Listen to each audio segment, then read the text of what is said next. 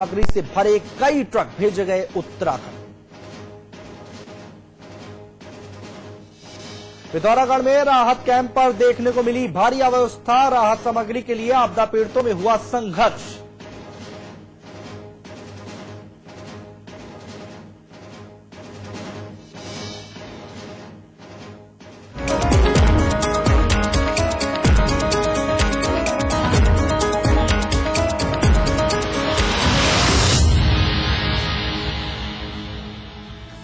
गुजरात के मुख्यमंत्री नरेंद्र मोदी और बीजेपी के सीनियर लीडर लालकृष्ण आडवाणी सोमवार को लंबे अरसे के बाद साथ साथ दिख सकते हैं। मौका होगा जूनागढ़ की पूर्व सांसद और पूर्व केंद्रीय मंत्री भावनाबेन चिखलिया की श्रद्धांजलि सभा का। भावनाबेन का निधन शुक्रवार को अहमदाबाद के एक अस्पताल में उपचार के दौरान हो गया था। सोमवार को उनकी श्रद्धांजलि सभा होगी, जिसमें आडवाणी और नरेंद्र मोदी दोनों को भाग लेना है। इस श्रद्धांजलि सभा में बीजेपी के राष्ट्रीय अध्यक्ष राजनाथ सिंह भी भाग लेंगे। इसके साथ ही गुजरात के मुख्यमंत्री नरेंद्र मोदी और सीनियर लीडर लालकृष्ण आडवाणी भी इस मौके पर मौजूद रहेंगे। भावनाबेन चिखलिया जूनागढ़ से 4 बार सांसद रही थीं। भावनाबेन एनडीए की वाजपेयी सरकार में भी मंत्री थीं। सोमवार को जूनागढ़ में उनकी श्रद्धांजलि सभा है। इसमें राजनाथ सिंह, आडवाणी और मोदी के अलावा बीजेपी के कई बड़े नेताओं के भी पहुंचने की खबर है। दरअसल गोवा में आयोजित बीजेपी की राष्ट्रीय कार्य समिति की बैठक में नरेंद्र मोदी को बीजेपी के चुनाव अभियान समिति का अध्यक्ष घोषित करने के तरीके से लालकृष्ण आडवाणी नाराज हो गए थे और उन्होंने अपने तमाम पदों से भी इस्तीफा दे दिया था। बाद में पार्टी के वरिष्ठ नेताओं ने किसी तरह आडवाणी को मान मनोबल कर मना तो लिया है। नरेंद्र मोदी भी उनकी नाराजगी दूर करने के लिए आडवाणी से दिल्ली जाकर मिलाए हैं, लेकिन सार्वजनिक तौर पर सोमवार को यह पहला मौका होगा जब दोनों नेता साथ साथ किसी कार्यक्रम में शिरकत करेंगे। उत्तराखंड में आई आपदा के बाद राज्य सरकार ने पहली बार मान लिया है कि इस आपदा में लगभग 3000 से ज्यादा लोग गायब हैं। ऐसे में सरकार राज्य के गायब लोगों को 1 महीने के बाद मृत घोषित कर देगी। वहीं केदारनाथ से जल्द ही 200 लोगों की टीम भेजी जाएगी, जहां पर अंतिम संस्कार किया जाएगा। रविवार को सचिवालय में प्रदेश के मुख्यमंत्री विजय बहुगुणा ने सचिवालय में आपदा को लेकर आपात बैठक बुलाई, जिसमें शासन के वरिष्ठ अधिकारियों के साथ साथ भूगर्भ वैज्ञानिक भी मौजूद थे। बैठक में कई महत्वपूर्ण फैसले लिए गए, जिसमें सीएम ने साफ कर दिया कि प्रदेश में इस आपदा में गायब हुए लोगों की संख्या जो अभी तक मिली है वो 3000 के लगभग है। सीएम ने साफ कहा कि राज्य के जो लोग इस आपदा में गायब हुए हैं उनका इंतजार 1 महीने तक किया जाएगा। उसके बाद उन्हें मृत घोषित कर दिया जाएगा और मुआवजा दे दिया जाएगा। वहीं अन्य राज्यों से भी इस तरीके की रिपोर्ट मिलने के बाद वहां भी मुआवजा भेज दिया जाएगा। वहीं मुख्यमंत्री ने साफ कहा कि केदारनाथ क्षेत्र में दबी लाशों का अंतिम संस्कार करने के लिए लगभग 200 कर्मचारियों की टीम भेजी जा रही है, जो मंगलवार से वहां अंतिम संस्कार शुरू कर देगी। वहीं सरकार ने घोषणा कर दी है कि आपदा प्रभावित क्षेत्रों को सब्सिडाइज्ड रेट पर केरोसिन दिया जाएगा। वहीं 1 महीने का खाद्यान्न भी निःशुल्क दिया जाएगा। कुदरत का कहर उत्तराखंड पर इस कदर बरपा मानो जैसे वो किसी को बख्शने को ही तैयार ना हो। इसमें जान और माल का भारी नुकसान हुआ है। कुदरत ने पहाड़ के जीवन रेखा को मिटाने के लिए कोई कसर नहीं छोड़ी है। पूरे उत्तराखंड में देवी आपदा से 336 सड़कों पर पूरी तरह से आवागमन बंद हो गया है। मुख्य सचिव सुभाष कुमार का कहना है कि जल प्रलय से सड़क बुरी तरीके से प्रभावित हुई है। उनके मुताबिक पीडब्ल्यूडी विभाग और बीआरओ लगातार मार्ग खोलने में लगे हुए हैं, लेकिन इन बंद सड़कों को पूरी तरह खुलने में 1 महीने से 3 माह का समय लगेगा। आपको बता दें कि पहाड़ों में सड़क ही यातायात का एकमात्र साधन है, लेकिन कुदरत की मार ने इसे भी ध्वस्त करने में कसर नहीं छोड़ी है। उत्तराखंड में जल प्रलय से मरने वाले और गायब हुए लोगों की वास्तविक संख्या को लेकर भ्रम की स्थिति बनी हुई है। पूर्व आपदा प्रबंधन मंत्री त्रिवेंद्र सिंह रावत का कहना है कि सरकार वास्तविक आंकड़ा छुपा रही है, जबकि मौजूदा आपदा प्रबंधन मंत्री यशपाल आर्य का कहना है कि वक्त आने पर वास्तविक संख्या पता लग जाएगी। कुदरत ने उत्तराखंड को तबाह करने में कोई कोर कसर नहीं छोड़ी है। इस आपदा से जान और माल को भारी नुकसान पहुंचा है। सरकारी आंकड़ों के मुताबिक 3000 से ज्यादा लोग लापता हैं, जबकि मरने वालों का आंकड़ा भी सरकार के मुताबिक हजारों में ही है। पूर्व आपदा प्रबंधन मंत्री और बीजेपी नेता त्रिवेंद्र सिंह रावत का कहना है कि राज्य सरकार वास्तविक आंकड़ा छुपाने में लगी है। उनका कहना है कि जो खबरें आ रही हैं उसके मुताबिक हजारों की तादाद में लोग इस आपदा से मरे हैं, जबकि मौजूदा आपदा प्रबंधन मंत्री यशपाल आर्य का कहना है कि सरकार आपदा से हुए नुकसान को छुपा नहीं रही है। आज मैं कुछ पायलट्स के बयान पढ़ रहा था कि हवा में जो हजारों मीटर ऊपर वो रहते हैं वहाँ भी बदबू आ रही है। इसका मतलब मरने वालों की संख्या हजारों में है। अगर इनके आरोप प्रत्यारोप को छोड़ भी दें, जो तस्वीरें सामने आ रही हैं वो पूरी कहानी बयां कर रही हैं। तस्वीरों से साफ है कि जान और माल को उत्तराखंड में भारी नुकसान पहुंचा है। इसलिए सरकार को चाहिए कि वास्तविकता लोगों के सामने रख के इस मिलजुट कर आपदा का सामना करे। मौसम विभाग ने प्रदेश सरकार को पहले ही भारी बारिश की चेतावनी दे दी थी। जी हां, आपको बता दें कि 12 जून को मौसम विभाग ने उत्तराखंड शासन को पत्र लिखकर ये सूचना दी कि प्रदेश में भारी बारिश हो सकती है और ऐसे में चारधाम यात्रा को रोक दिया जाए। लेकिन शासन ने इस पत्र की अनदेखी की, जिसका नतीजा हजारों लोगों को अपनी जान गंवाकर भुगतना पड़ा। 16 जून को जिस तरह का प्रलय आया उससे जहां पूरी केदार घाटी बर्बाद कर दी, वहीं उत्तरकाशी बद्रीनाथ में भी जान माल का नुकसान हुआ। अभी तक 5000 से ज्यादा लोग इस आपदा में मरने की संभावना जताई जा रही है। लेकिन इस बड़े प्रलय से लोगों की जान बचाई जा सकती थी अगर राज्य सरकार मौसम विभाग द्वारा 12 जून को ही घोषित किए गए अलर्ट को समझकर चेत जाती। जी हां, आपदा प्रबंधन विभाग द्वारा 12 जून को प्रदेश भर में भारी बारिश का अंदेशा जताते हुए अलर्ट किया गया था, जिसमें चारधाम यात्रा रूट में भारी बारिश होने की बात कही गई थी। देखिए, चारधाम यात्री इसके लिए तो हमने पहले ही जैसे कल कहा था कि अनेक स्थानों पर मध्यम वर्षा रहेगी और ये भी कहा था, और खासकर जो केदारनाथ वगैरह बद्रीनाथ है उनमें ये भी उनको इंडिकेट कर दिया था। वहीं मौसम विभाग के इस अलर्ट को लेकर आपदा विभाग का कहना है कि उन्होंने गढ़वाल मंडल और मुख्य सचिव को लेकर सभी अधिकारियों को अलर्ट कर दिया था, लेकिन मुख्य सचिव इस बात से इनकार कर रहे हैं। इस बात को लेने के बाद अब आपदा के बाद राज्य सरकार की सुस्ती पर भी सवाल उठने लगे हैं। वहीं विपक्ष के नेता भी राज्य सरकार पर कटाक्ष करने लगे हैं कि अगर मौसम विभाग ने पहले अलर्ट किया था तो क्यों फिर सरकार ने इतने लोगों की जान जाने का जोखिम उठाया। विपरीत मौसम और विषम परिस्थिति को देखते हुए केदारनाथ धाम में मलबे से शवों को निकालने का काम मुश्किल हो गया है।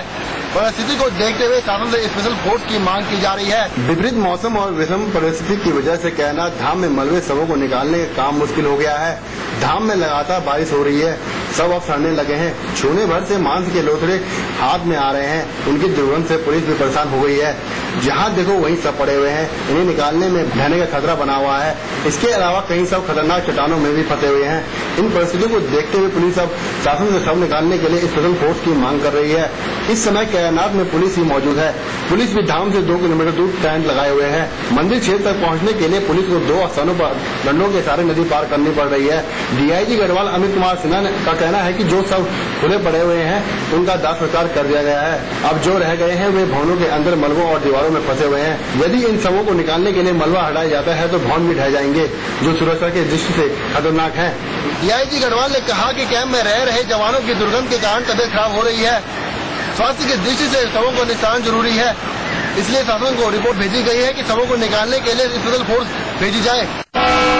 योग गुरु बाबा रामदेव ने द्वारिका पीठ के शंकराचार्य स्वरूपानंद सरस्वती से उनके मठ में मुलाकात की। बाबा रामदेव ने शारदा पीठ के शंकराचार्य स्वरूपानंद सरस्वती से मुलाकात की और उत्तराखंड के पुनर्निर्माण के लिए चर्चा भी की। साथ ही बाबा रामदेव ने कहा कि वे अनाथ बच्चों के लिए गुप्त काशी में अनाथालय भी खोलेंगे।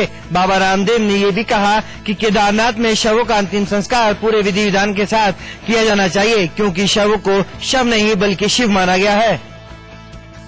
वहीं शंकराचार्य ने कहा कि बाबा रामदेव उत्तराखंड के पुनर्निर्माण को लेकर काफी चिंतित हैं। आपदा प्रभावित उत्तराखंड में आपदा प्रभावित लोगों की मदद के लिए समाचार प्लस की मुहिम जारी है। समाचार प्लस के editor in chief Umesh Kumar और मैनेजिंग एडिटर अमिताभ अग्निहोत्री ने आपदा राहत सामग्री से भरे 4 ट्रकों को रवाना किया। समाचार प्लस ने अपने सामाजिक सरोकार को निभाते हुए पीड़ितों की मदद के लिए 4 ट्रक राहत सामग्री रवाना की। उत्तराखंड में आई आपदा से हजारों गाँव प्रभावित हुए हैं। पहाड़ों से आई सुनामी में गांव, बाजार, मकान, दुकान सब बह गए। रोजगार के सभी साधन तबाह हो गए।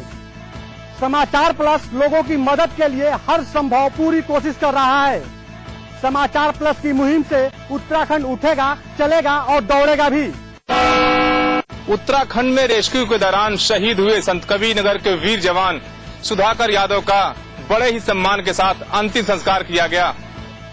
उत्तराखंड में आई महाप्रलय में रेस्क्यू ऑपरेशन के दौरान शहीद हुए संत कबीर नगर के ग्राम असरफाबाद निवासी सुधाकर यादव का पार्थिव शरीर काफी इंतजार के बाद भारी सुरक्षा के बीच उनके गांव पहुंचा। जैसे ही शहीद का शरीर उनके घर पर रखा गया, मानो गमों का पहाड़ परिवार वालों के ऊपर टूट पड़ा हो और परिवार के लोग दहाड़े मार मार कर रोने लगे। इसके बाद जिले के तमाम आला अधिकारी और लगभग 200 एयरफोर्स के जवान और उनके आला अधिकारियों ने शहीद को सलामी दी। इसके बाद मगहर कबीर चौरा के पास बने मुक्तिधाम में शहीद सुधाकर यादव को उनके पिता और शहीद के बेटे ने मुखाग्नि देकर अंतिम संस्कार किया। फिलहाल शहीद सुधाकर यादव का सम्मान के साथ अंतिम संस्कार तो कर दिया गया, लेकिन अब देखना ये होगा कि सरकार के किए हुए वादे कब पूरे होते हैं।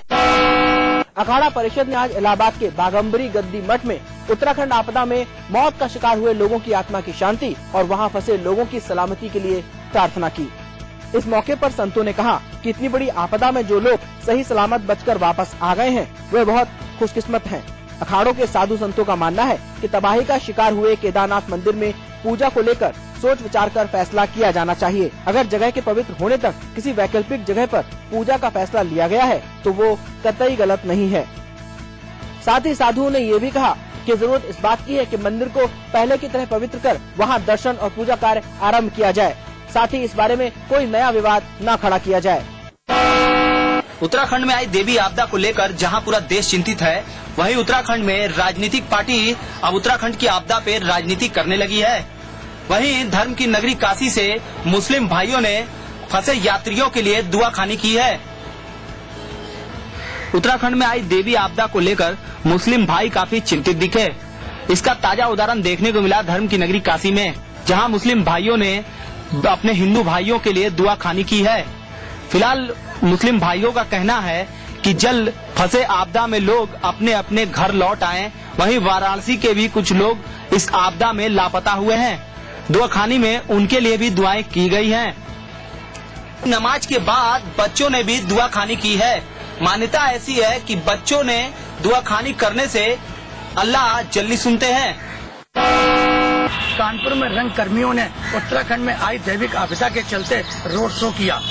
इस रोड शो में रंग कर्मियों ने प्रकृति खिलवाड़ करने का नतीजा उत्तराखंड में आई तबाही को बताया। कानपुर के बड़े चौराहे से शिक्षक पार्क तक रंग कर्मियों ने रंग यात्रा निकाली। इस रंगारंग यात्रा के माध्यम से रंग कर्मियों ने समाज को प्रकृति से खिलवाड़ न करने का संदेश दिया और बताया कि उत्तराखंड में हुई तबाही प्रकृति से खिलवाड़ करने का नतीजा है और अगर आगे भी ऐसा हुआ तो इससे भी भयानक नतीजे सामने आएंगे। वहीं रंग कर्मियों ने बताया कि आगे प्रकृति के साथ खिलवाड़ हुआ तो उत्तराखंड जैसी तबाही का सामना करना पड़ सकता है। यूपी विधानसभा अध्यक्ष माता प्रसाद पांडे ने सचिवालय में फर्जी तरीके से नियुक्तियों के मामले में अपने विशेष कार्य अधिकारी आरपी मिश्रा को पद से बर्खास्त कर दिया है। साथ ही निजी सचिव जेके द्विवेदी को निलंबित कर दिया गया है। इन दोनों अधिकारियों पर फर्जी तरीके से नियुक्तियों के गंभीर आरोप लगे थे, जिसके बाद विधानसभा अध्यक्ष माता प्रसाद पांडे ने ये बड़ी कार्रवाई की है। दरअसल जानकारी के मुताबिक सचिवालय में अवैध तरीके से बिना विज्ञापित पदों की नियुक्तियों के मामले में फर्जी तरीके से परीक्षा करवाई गई। यही नहीं, परीक्षा के बाद ही फर्जी तरीके से ही साक्षात्कार भी करवाया गया। आरोप है कि इस पूरे मामले की शिकायत विधानसभा अध्यक्ष माता प्रसाद पांडे को मिली थी, जिसके बाद विधानसभा अध्यक्ष माता प्रसाद पांडे ने विशेष कार्य अधिकारी आरपी मिश्रा को बर्खास्त कर दिया है और निजी सचिव जेके द्विवेदी को निलंबित कर दिया गया है। आरोप ये भी है कि इस पूरे मामले में लगभग 2.5 करोड़ रुपए की रकम का लेन देन भी किया गया है। बताया ये भी जा रहा है कि इस मामले में लगभग 2 माह का फर्जी भुगतान भी वेतन के रूप में किया गया है। सूत्रों का दावा है कि फर्जी नियुक्तियों के इस मामले में आरपी मिश्रा और जेके द्विवेदी के बाद अभी कई और लोगों के नाम सामने आ सकते हैं। इस पूरे मामले को लेकर 15 दिनों के भीतर प्रारंभिक आख्या रिपोर्ट विधानसभा अध्यक्ष के सामने प्रस्तुत करने के निर्देश भी जारी कर दिए गए हैं। उत्तर प्रदेश सरकार ला रही है नई आवास नीति। इस आवास नीति में कई व्यवहारिक दिक्कतों को दूर किया जाएगा, चाहे वो अतिक्रमण की हो या फिर पर्यावरण की। समाचार प्लस को मिली जानकारी के मुताबिक इस आवास नीति में नदियों के इस्तेमाल को लेकर खास कानून होंगे। वहीं लोगों को आवासीय घरों में कमर्शियल यूज की कुछ छूट भी दी जा सकती है। उत्तर प्रदेश में जल्द आएगी नई आवास नीति। इस नीति के तहत लोगों का ध्यान रखा जाएगा। साथ ही इस बात का भी ध्यान रखा जाएगा कि अमीरों के घरों के साथ गरीबों की रिहाइश कैसे हो। अगर इस नीति की बात की जाए तो इसमें कई चीजों को शामिल किया गया है। समाचार प्लस को मिली जानकारी के मुताबिक इस नीति में लैंड यूज में कुछ बदलाव होंगे, कुछ छूट दी जाएगी, कुछ ऐसे प्रावधान होंगे जिससे लैंड यूज आवासीय के साथ साथ कमर्शियल भी हो सकता है। यानी मिक्स्ड लैंड यूज को पहली बार उत्तर प्रदेश में यूज किया जाएगा। घरों को एक खास तरह से बसाया जाएगा। इनमें बड़े घरों के साथ साथ LIG और